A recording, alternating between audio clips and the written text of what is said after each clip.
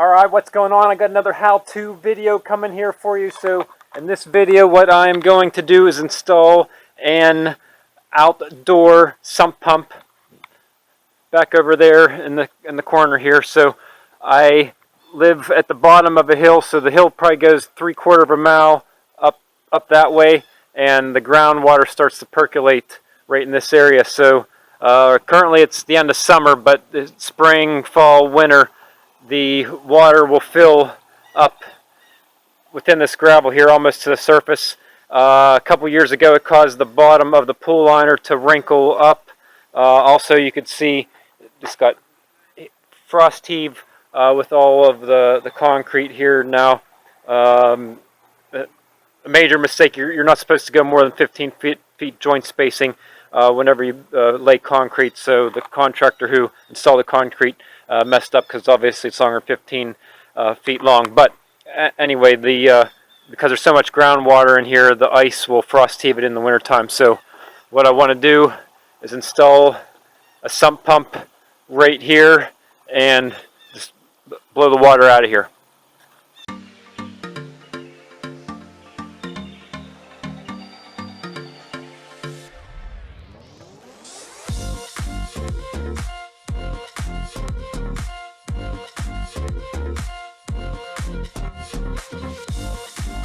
Alright, the first step, so I'm going to just lay everything out.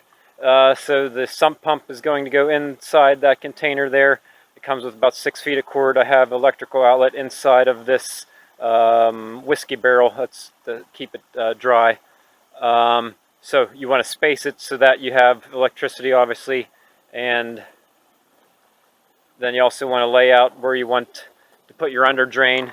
Now, if it's all gravel, the under drain's kind of pointless, but the purpose of under drain is if you have soil or clay, you put that down with rock around it, and that collects the water and drains it into the tank there. But I don't know what's underneath the ground here. I doubt that it's gravel the entire way, 2.5 foot depth. So I'm going to install it under drain regardless in there. So first step, lay it out, and we'll go ahead and dig a hole here and get going. I have the hole dug for the chamber. I'm going to go ahead now and start digging the hole for the under drain in that direction. And I'll have to dig it pretty deep. You can see there's the bottom knockout that I'm probably going to use just for maximum drainage. So I'm going to have to dig down and then 1.5 feet deep there. So I'm going to rake it, push all the shale to the side, get the dirt out of there, and just throwing the dirt behind the fence for now. Get that going. I also purchased this flex hose, so I have it ready to go. I'll put that up on the screen.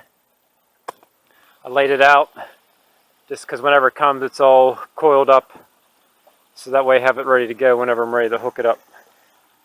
The trench is dug, went from 6 inches down to about 1.5 feet where the containment's going to be.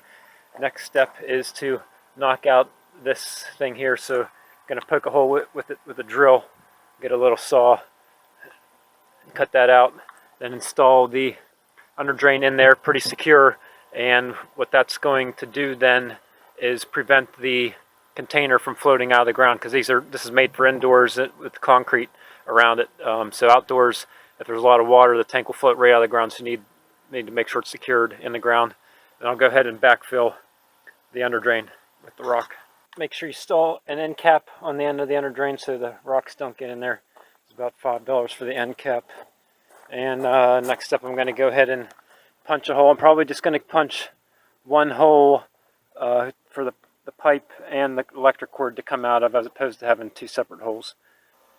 Here is the sump pump that I purchased from Lowe's. I'll put it up on the screen. While I was there, I forgot to buy a check valve, so I ran up to the hardware, bought a check valve from Ace, so it does not come with it. So simply screw that in there,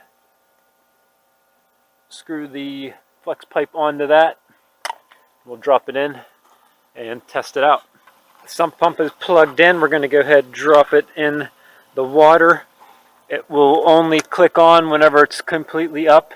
Then it will turn off when it's down, when it's drained.